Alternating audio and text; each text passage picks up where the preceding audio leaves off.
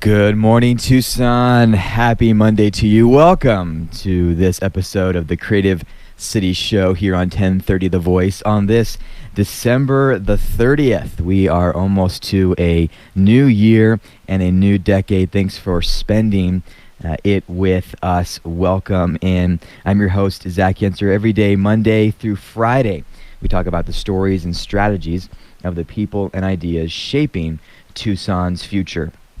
And along the way, we envision, we debate, we discuss the issues and themes critical towards getting us there. I'm excited about the show that we have for you today. It'll kick us off right on this lovely Monday morning. Also, this very cold Monday morning. But as we always do, we like to kick off the week with some local news and stories that came out of the last week, came out of the last weekend, shaping the week ahead, making sense of what happened over the weekend. I want to talk about transit and transportation in Tucson in a recent Roadrunner article that was published that just caught my eye, and I'll tell you why. And they got me fired up, to be honest. So I want to share that with you. Then we'll also talk some Stone Garden funding. That was some big news. The Operation Stone Garden funding grant from the federal government for border security issues. The Pima County Board of Supervisors requested that a piece of that go towards funding the former juvenile detention center that was turned into a kind of service and a center for those in asylum who were being processed from the border here in Tucson. So we'll talk about that as well. And then Heath Vescovi-Chiordi will be on with a Town of Marana update. That's how we'll close out our show today. 790-2040 is your live line opportunity to give us a call, and I certainly hope that you will, whether you are a resident of Marana or a engaged looker-on here in the city of Tucson, in our region.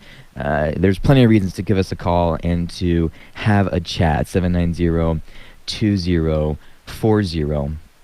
So let's at least get started. I want to go through this Roadrunner article here that came out of the Arizona Daily Star just this morning.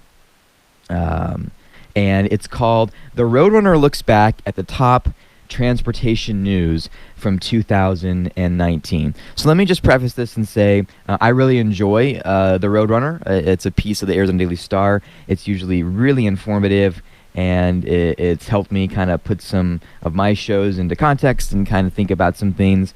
And I am not a hater for sure, but I will say that as I read through this, I felt like a lot was missing. I didn't quite understand why, when we look back at the year, that what made the news in this article made the news. And let's get into it. It says, as the Roadrunner closes the last chapter of 2019, here are some of the transportation plans of the most interest to readers. And it talks about a couple items in the last year and then kind of forecasting the next year. It talks about the interstate project, the I-10 and Ina Road interchange project. That was a 2.5 year project wrapped up in April. Then it talks about streetcars to the airport, about the Tucson Transportation Department laying the groundwork for a 15-mile high-capacity transit line connecting riders from TIA to the Tucson Mall area. And then it talks about AZDOT's proposition of a $1.2 billion project to widen I-10 from the I-19 interchange to Alvernon Way. But then it starts to shift from there to next year, like what's going on next year. And I thought of all of the transportation-related issues that happened in 2019, and if this is a summary of what was most interesting to readers, I get it. But in terms of a survey of the entire year, I got to that end and I went, that's it for 2019? I mean, at bare minimum, for me, some other notables that should have made the list is the new PAYGO policy that the Board of Supervisors put into place. And I understand that the county is the one fronting the money for PAYGO, but we've talked about it on this show. Proposition 463 in 2018 was a proposition to basically fund street repair throughout the entire county. Right, there's 8,000 square miles of road, or 8,000 miles of road in Pima County, unincorporated and incorporated. That failed. The voters decided not to go with that sales tax increase, and instead, the Pima County Board of Supervisors passed a pay-go policy, which philosophically I've talked about, I agree with, where you pay for roads as you go. It's about, I think, a $350 million over the course of, I think it's 10 years or so. But the little nuance in there that I just don't see people catching is that pay-go is only for unincorporated roads and mostly for neighborhood and local streets. So when we talk about this wholesale investment in roads in Pima County, pay-go isn't it, in my opinion. Philosophically, I'm there. I get it. On the whole, it's going to cover 2,000 miles of road in Pima County, 25% of the total road area, and it's not going to be for major roads and streets. It's for local neighborhood roads, local streets. So it's almost the same amount of money, right? I think it's $100,000 or $100 million difference, if I'm remembering correctly, between 463 for the whole county and then 350,000 for just unincorporated roads and just a fraction of unincorporated roads. So that's been my beef, is that I think it's comparatively a lot of money for a much smaller fraction of roads. It doesn't serve you if you're in Tucson or Marana or Oro Valley. If you are incorporated, it won't touch you. And so that was a disappointing thing for me. Like pay-go, just would have liked for it to bend over more area. But I get it. The county's the one footing the bill. So it's going to serve the county. So I thought that should have been on the list. The other one that should have been on the list, and I don't bang this drum a ton, but it's a big issue. How many times have we heard in the news and even reported by the Daily Star that we're $800 million in the rears in the city of Tucson for road repair? We're $800 million behind. God bless her. I have Diana Alarcon, Tucson's Department of Transportation Director, on the air about once every other month. And I love that lady. She's like, what the heck has been happening in the last 10 years? Somebody tell me, how did we get $800 million in the rears? Because now she's the person who's charged with closing the gap somehow, somewhere. So I thought that should have been talked about. In terms of 2019 transportation issues, that should have been talked about. I'm going to get to Stone Garden in the next segment, but before I do that, we'll kick off with this. The way our urban real estate markets are going, metropolitan areas that don't have well-designed, well-functioning, higher-end transit systems will be left in the dust, Arizona researcher Nelson told the Roadrunner. And this is in light of the work that the Department of Transportation, Tucson's department, is doing to basically figure out, look, if we want to connect TIA with the Tucson Mall, what does that look like? What would be that mode of transportation? Blah, blah, blah. This quote caught me, and it got me fired up. And that's how I want to start the next segment. The way our urban real estate markets are going, metro areas that don't have well-designed, well-functioning, higher-end transit systems will be left in the dust. I want to talk about how I think we've missed our chance on that, and also the interesting spot Tucson is in because we didn't build more road infrastructure in the 60s, 70s, and 80s when we had the chance. I don't think we're left with a philosophical discussion about mass transit. I think that's all we're left with. I'll leave that as the cliffhanger. We'll be right back. 790-2040. Give us a call. Join the conversation. Do you agree with that statement? We'll be left behind without higher-end transit systems. We'll be back. 1030 The Voice, trusted local news and talk.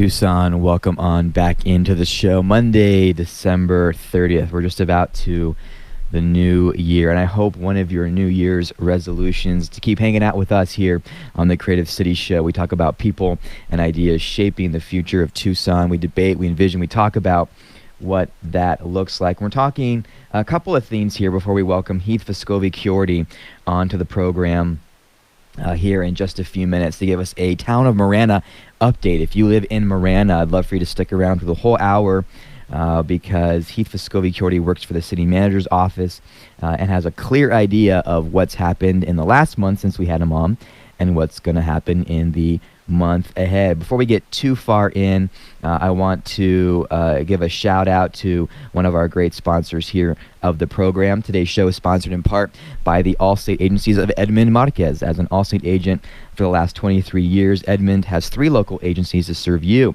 His passion is helping Tucsonans create their best possible future, and he serves on 8 boards of directors in Tucson to back that up, including the Rio Nuevo District, Sun Corridor, Southern Arizona Leadership Council, and more, and brings the same commitment to helping Tucson residents protect their home, auto, personal property, and financial future. Stop by one of his 3 locations in Tucson to get to know Edmund and how he can help you and your family. 520-323-9333 to get your insurance quotes today. 323-9333. I wanted to wrap up this part of the hour with a quote that really got me fired up. And it's part of the Roadrunner article that came out today about some projects in the works and some projects that were of highlight in 2019. I gave my thoughts on what I thought was missing.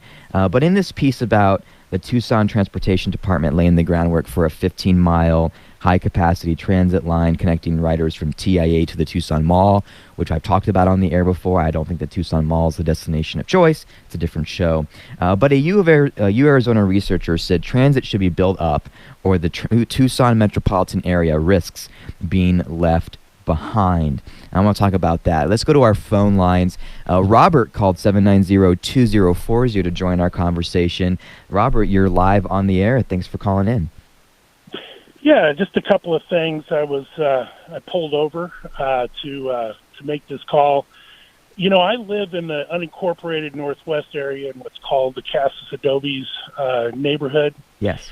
You know, my streets look like Kandahar or Beirut or any worn-torn area you can think of in the world, because the county never fixes the unincorporated areas, especially if they're not in like a Hollywood area of town where the rich people live. So I'm just we've got a normal neighborhood over there. Everybody keeps their yards nice, but unfortunately the streets are so bad that our property values, I'm sure, are not anywhere what they should be.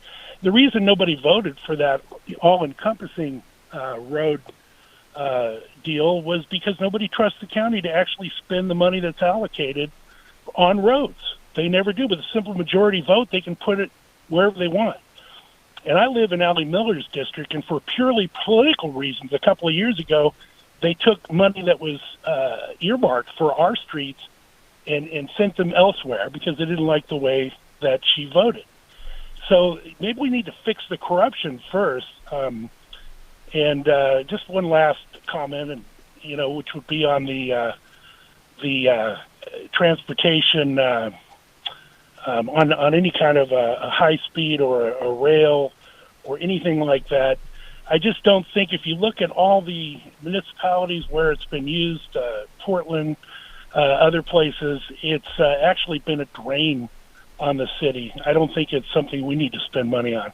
And I'll hang up and let you comment. Yeah, Robert, lots there, and thank you. I have a couple of immediate thoughts. So one is, when I talk about PAYGO versus the bond that failed, Proposition 463 in 2018, I'm with you. I still think, and this is not new news, a lot of people smarter than me have said this, you look at the city of Tucson over the last few years, able to pass these sales tax increases or able to pass these bonds because Mayor Rothschild came in, and if he kept one promise, and he kept more, but if he kept one, this was the big one. He says, I'm going to restore trust in the city of Tucson.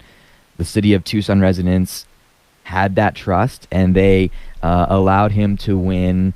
And it wasn't just him, you know what I'm saying? Like he got behind three major proposals to either increase public safety capital, roads, parks, and connections. We've seen that trust in the city of Tucson. That trust is not there in Pima County, and I think that is pretty clear. So I'm with you on that. I think all I'm saying is, here's the conversation I've heard, right? Pima County said last year, this is the last time we'll be able to find money, right? And it was, I'm trying to find the number real quick. If you know the number, give me a call, fact check me. But I think it was like $450 to $500 million was 463 for roads across the entire county. Again, this would have been applicable to 8,000 miles of road. Pima County found money through the PAYGO model over the next 10 years, $350 million for just 2,000.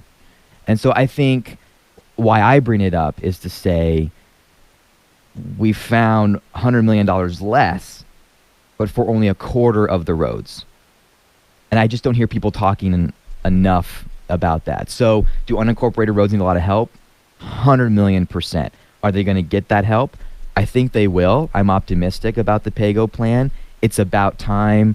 I'm not sour milking that.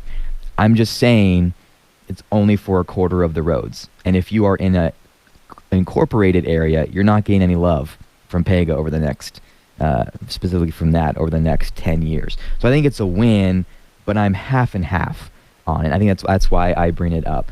Robert, I'm going to answer your other question by spinning off into I want to raise this, and I intend to be a little bit controversial in it. And when it comes to high-end mass transit in Tucson, I'm going to put this out there and take your calls over the next 4 or 5 minutes, 790-2040. I think in cities like Portland, Phoenix, San Diego, Boston, fill in the blank. I think in many ways, high-end transit is a philosophical discussion. Should we have it? Does it drive economic growth? Does it create density? Is this what a 21st century city does? I think those cities have the room for this conversation to be philosophical. Do we want to be car-based? Do we want to be non-car-based? The discussion gets caught up in all that stuff. Tucson has had multiple chances over the last 60 years to add more than 1 or 2 state routes or freeways. And we haven't done it. We are at a point where we got to figure out, how do we move people around in the region?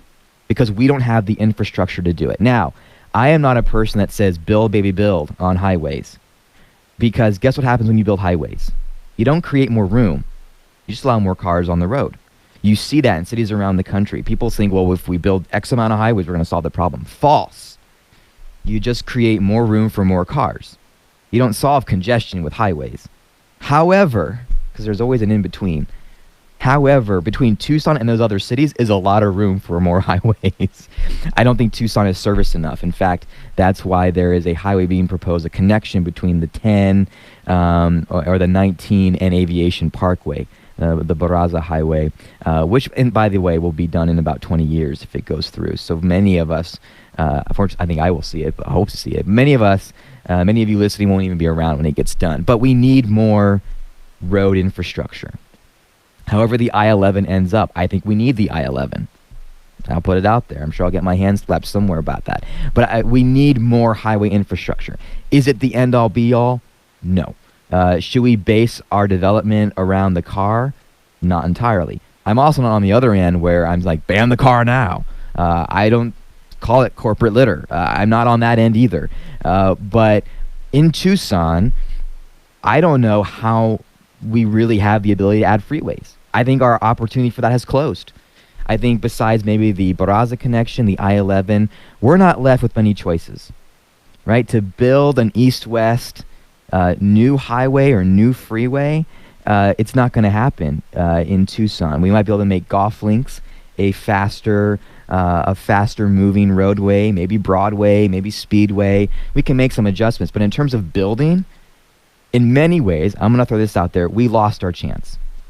So if we are going to be a community that can move the 1.5 million people who will live in Tucson by 2050 in the region, I think we've put ourselves in a position, and it may not be entirely a bad thing, we've put ourselves in a position where we have no choice but to invest in higher end transit, where we are going to have to look at bus rapid transit, streetcar, light rail. We've boxed ourselves in to that discussion. That's my proposal, Tucson. I don't think Heath will mind. We're running out of time in this segment, but give me a call on that in the last half an hour, 790-2040. My proposition, at least for the joy of good radio, my friends, is that unlike other cities who get to have a philosophical discussion about this, Tucson is boxed into having to have a pragmatic conversation about this, because we have left ourselves with no choice to move the number of people around who we're going to have in this community than to talk about density and rail and bus rapid transit and more mass transit options. We've got too much mass to move around. So give me a call on that. I think I agree with Nelson. I got fired up because my first reaction was no duh. Especially I think in Tucson, we have just boxed ourselves in such a way that I think has left us having to play catch up. Do I want an LA system? Heck no. Is the Tucson system enough? Also no. So some quick thoughts on that Roadrunner article, again, if you want to check it out. The Roadrunner looks back at the top transportation news from 2019. When we come back, Heath Vescovi-Chiordi from the city manager's office, Town of Marana, will be in for our monthly Marana What's Up news and updates. Don't go away. 790-2040, 1030 The Voice. See you in a minute.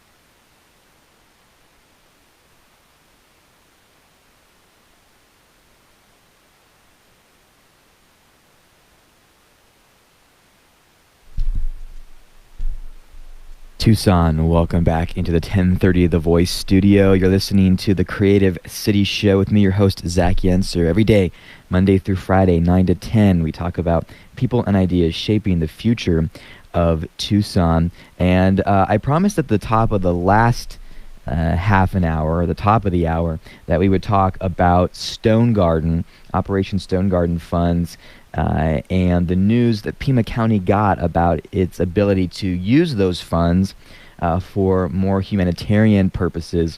And we just ran out of time talking about transportation in Tucson, another important topic. So let me just cue that conversation up for our Thursday show. Done some looking into the issue and want to talk about how the federal government blocked this past week Pima County's request to shift Stone Garden funds to migrant aid, as the headline from the Tucson Sentinel puts it. I did some research, have some thoughts. I'll share those with you Thursday morning at 9. So I just wanted to circle back to that. Before we welcome Heath Vescovi-Chiordi in from the town of Marana, I just want to connect another great supporter of this show to you. If you are a business owner or you are a business manager, you might be in a spot going into 2020, and I certainly hope you are, where you're growing and it's time to bring on the right talent to continue your success. Here's the thing. It takes a certain skill and focus to attract, recruit, and discover just the person you're looking for.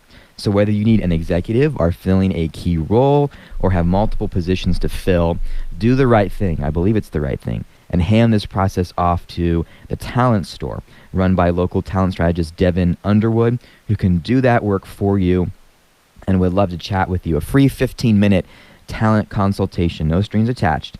Email her at info@yourtalentstore.com. Let her know I sent you her way, and Devin will connect with you to see how she can help your business grow by bringing on the right team member. All right, well, I'm excited to have Heath Vescovi-Chiordi back in studio with us. 40 under 40 here in the Tucson region, and recently elevated to the city manager's office at the town of Marana. Heath, I am honored to have you on the air for our monthly Marana update. Happy holidays to you. Merry Christmas. Happy New Year. Yeah, you as well. The honor is clearly mine, man of the year. What's going on? Oh, man, just another great day, live local radio here at 1030 The Voice, Heath. We're having a good time talking transportation.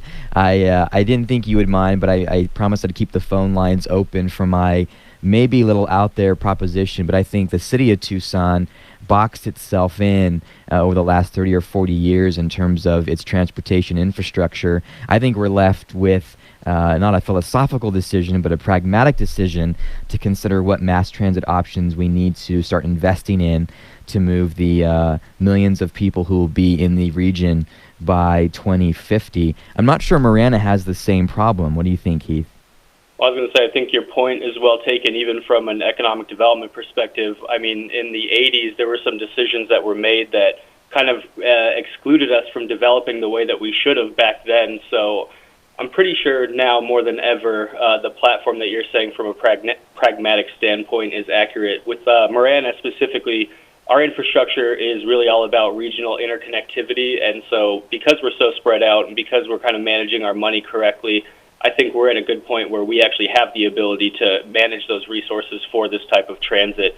Whether or not it happens in the near future or not, that remains to be seen. But I was actually going to mention the fact that we've been doing a lot of planning recently, you know, coming up for the new year, the new decade, and a transportation master plan is one of those items that we're going to be tackling in the new year. So it really couldn't have been more perfect timing for you guys to discuss what you guys were talking about earlier. There we go. I love it. 790-2040 is the live line phone number you can use to chat with Heath.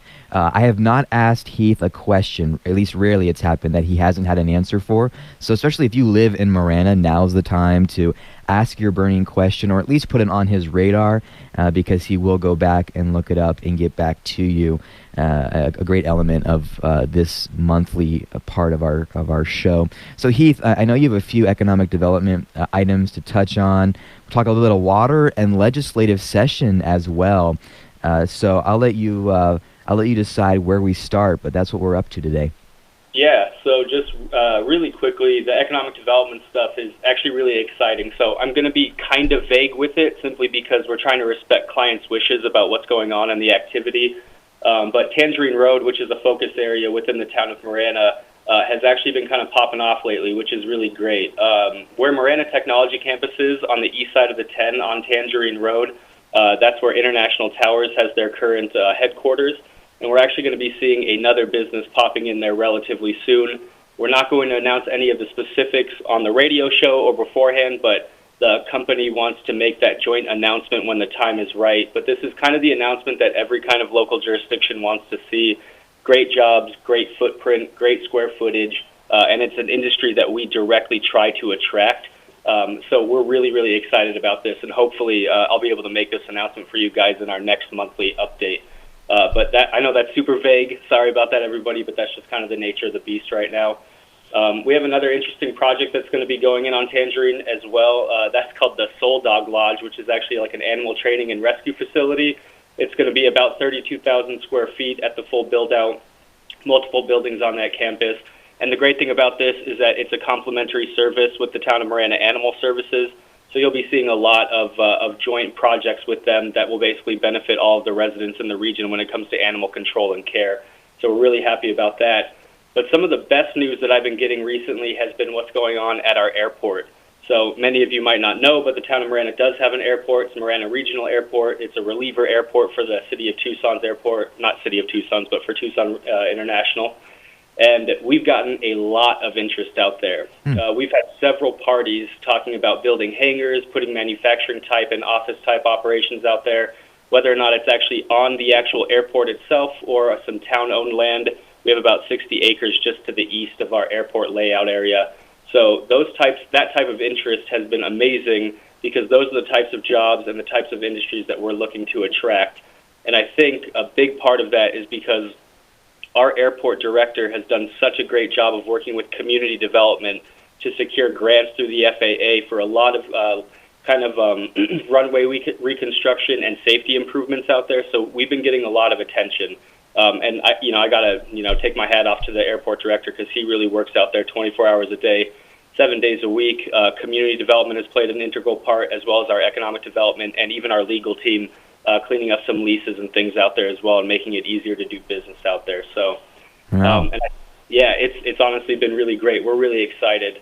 And honestly, I think the biggest announcement that we have right now for our airport is that we've officially been accepted into the FAA Control Tower program. So basically what this does is it makes us eligible, like fully eligible, to get an air traffic control tower at Marana Regional Airport. All right. Yeah, so the reason why that is a big deal is because that will, number one, drastically increase safety out there for the existing operations. Number one, it'll allow us to increase our operations and the variety of operations that we have out there.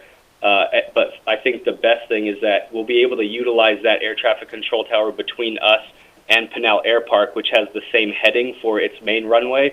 So that means that safety will be increased in both of those airspaces, which is tremendously advantageous for economic development and other things like that.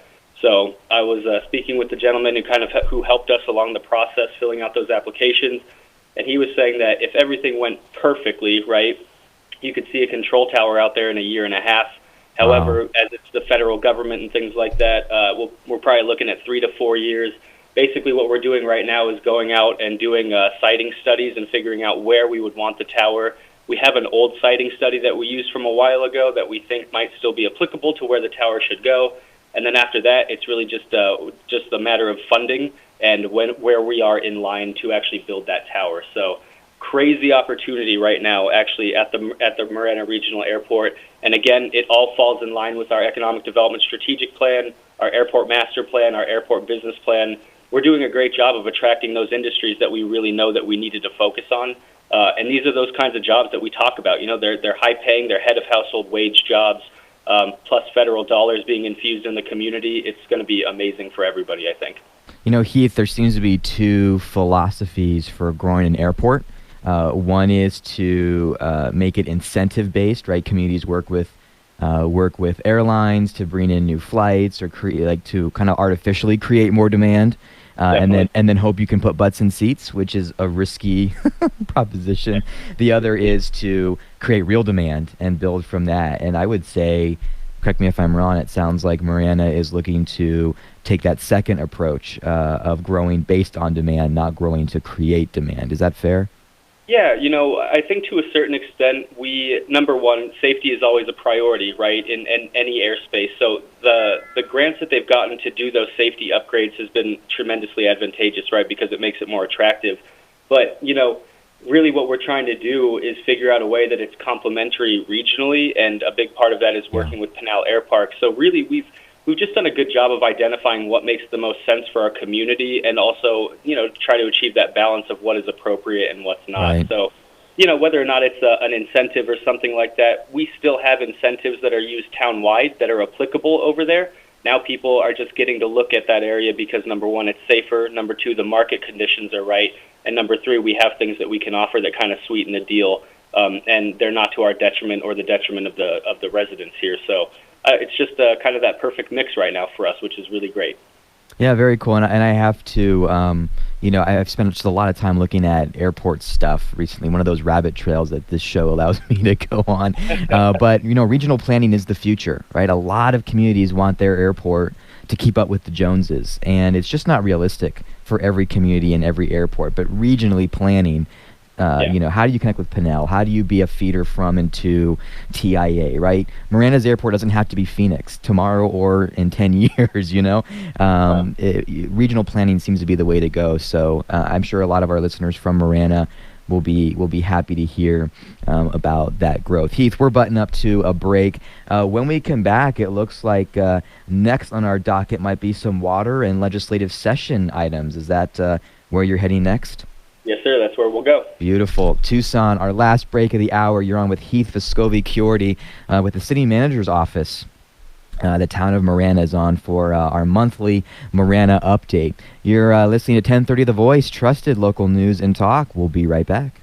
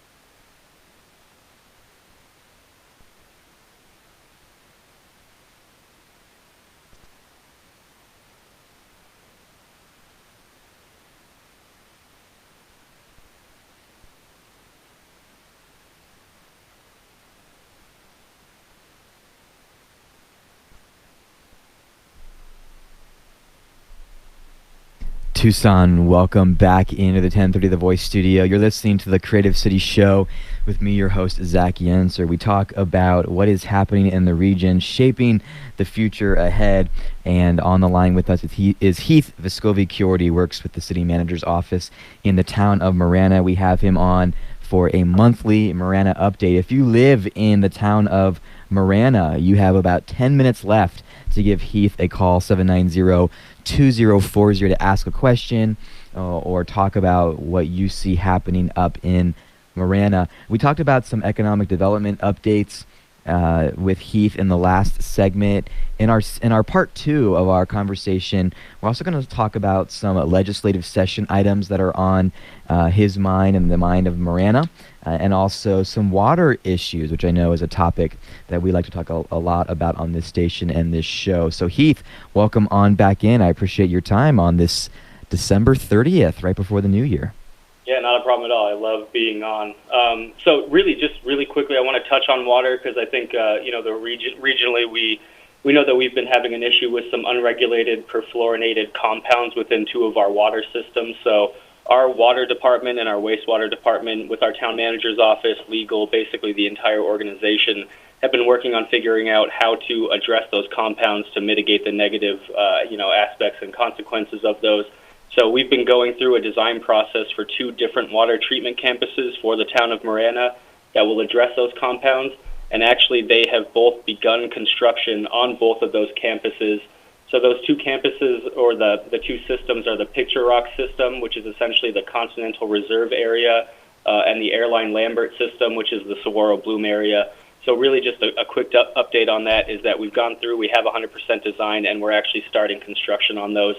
I don't know exactly what the timeline for completion is on either of those campuses.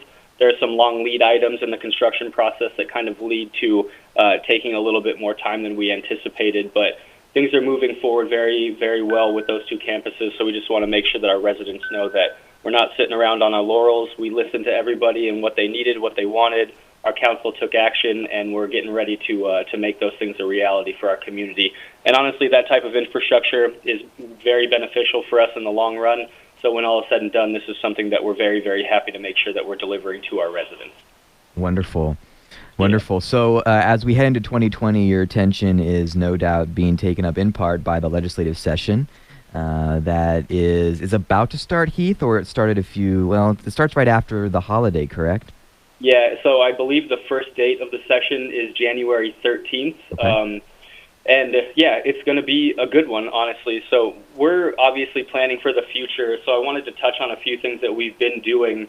We're right in the middle of our general plan. We redid our land development code. We worked on our sign code. We married our building code with the fire code with Northwest Fire. We have our downtown Marana overlay district. We're doing drainage studies up in North Marana, and we're working on a transportation master plan in the coming, in the future. So really what we're doing is we're trying to set ourselves ready to go for what 2020 and what that decade is going to bring us. So we've been doing a great job. We've been really hitting on all cylinders recently. And the reason for that is because we want to make sure that we're planning appropriately. And part of that planning is working with your lawmakers and your policymakers and figuring out what is beneficial for us as a town and what's beneficial for us as a region. So from the legislative front, we kind of do 2 things. We'll typically host an event where we have the legislators come in that represent Marana, which is LD 9 and LD 11, and we'll literally just have a frank discussion among council staff and our lobbying firm Tri-Advocates with those representatives to figure out what types of things are going to be coming down the pipeline, what they have a feel for, and what Marana needs. So we had our legislature day on December 3rd. We had all 3 of our representatives from LD 11 show up. We have a small portion of LD 9 in Marana as well, so we extended invitations to those legislators, but unfortunately none of the ones from LD 9 showed up. But we had a great conversation with them. We talked about some of the things that were incoming and some of the things that they saw coming down the pipeline. Really, stuff that focuses around tax revenues like construction sales tax, infrastructure funding for roads, water and wastewater facilities. We even talked about the RTA and the RTA2 and things like that. So later on that same day, we actually officially adopted our legislative priority program as well, and that is something that essentially our lobbying firm Tri-Advocates will lobby for us every day up when the session starts. And again, that is all about infrastructure funding, protection of federal dollars like HERF funds, state land relationships, and basically innovative economic development and tourism programs that the town can take advantage of to kind of further broaden our economic base. So working with Tri-Advocates so far has been a real treat for me. I work with Julie Reese and Lourdes Pena over there. They are two of the most intelligent people I've ever met, and they are going to represent us very faithfully up there. And it's been a great experience so far. So that's where we're at on the legislative front. I won't have anything more in depth until we actually get in and start doing a deep dive on what the legislators are going to be presenting and how we're going to try to influence policy that's beneficial to us and our region as well. Yeah, that's good. Heath, just trying to tie things together, because on the air I discussed what looks to be the city of Tucson's state legislative agenda for 2020, and I was just curious as I read these 5 off if there's any that the town of Marana especially feels aligned on regionally. 1 is to protect city funding, 2 is defend local authority, 3 is invest in local economies and infrastructure, 4 is enhance public education, health, and safety, number 5 is protect our water supply. Anything that maybe didn't make it into your legislative priorities that you would agree is also a priority, just maybe not on that list? No, actually, literally all 5 of those things are on our list, which is great. All you have to do is replace the term city with the word town, and that's basically our legislative priority list. What we do is we look at what each individual jurisdiction is going to do. We compare it with our old priority list, and we update it appropriately. So really, it's even though we're not directly working with City of Tucson or Oro Valley to figure it out, we are definitely taking cues from them as well. That way we get that regional perspective at play. Oh, that's very cool. That's very cool. Yeah. Yeah, and LD9 and LD11. I'm less familiar with LD11. I know LD9 is going to have a pretty contested election in 2020. Anything you guys do as you look ahead at those individual seats as you prepare, your agenda for 2020 now, if that makes sense? Not really. We're not in the business of kind of pulling or advocating for any individual candidate or anything like that, but we do pay attention to who is running and what their proclivities are and what side they might lean to one way or the other. But I think when all is said and done, Marana, we have a pretty general legislative policy program because we do want to do things like make sure that our town funding is maintained and that local control is an issue that we're taking advantage of in maintaining control of our own destiny. And I think that legislators in this area, no matter what side you might lean to, are fans of that to a certain extent. So we'll pay attention to that, but you won't see us advocating for anybody specifically, but we'll keep an eye on things for sure. Gotcha. Heath, I appreciate you being on. We have about 2 minutes left, and so you mentioned earlier in the interview that you have ways to take in feedback, to hear from residents, that actually helps to shape your agendas and shape your plans. And so I wanted to at least leave on that note. What's the best way for people to get a hold of you or your office? And then is there any last things that we should be watching for in the month ahead? So you guys, anybody can contact me directly. My office number is 520-382-1981. You can always email me directly at hvciordi@maranaaz.gov. And aside from that, honestly, I would say to everybody within the Marana community as well as outside of it, watch for the implementation of all of those plans that I had spoken about before. A plan is just a plan if it sits there and does nothing. But once we have those plans completed, the next step is implementation to make sure that those things are being, they're being adequately used. And it's a lot of time, it's a lot of effort, but it's very, very important to have these long-term planning documents because they really do guide the growth of the community. If you feel like you have not had your voice heard, please let me know and please get at me directly because we can incorporate those types of commentaries into these plans and we can make sure that those things become a reality for people. That's what we are. We're essentially a democracy, how we're run, and we want to make sure that the citizens' input is valued and that it actually takes a large portion of what we do and materializes on paper, and then it materializes it in the community, which is something that's very important to us. So there should never, if you're shy, don't be shy, because we're always open to listening. I love it. Heath, I appreciate you, man. Thanks for calling in. Happy New Year to you and to your office and all of our Marana listeners, and we'll see you in the new decade. How about that?